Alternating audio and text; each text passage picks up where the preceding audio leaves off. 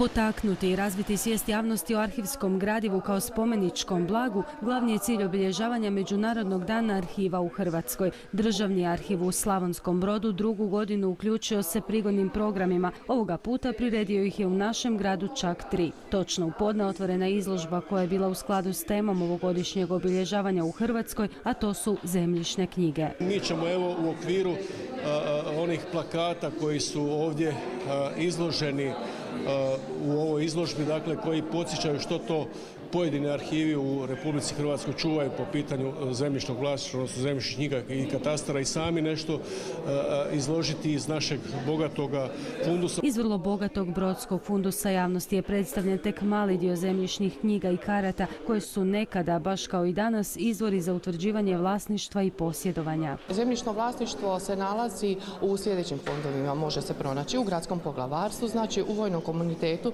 Upravo ove knjige se nalaze su iz fonda vojni komunitet.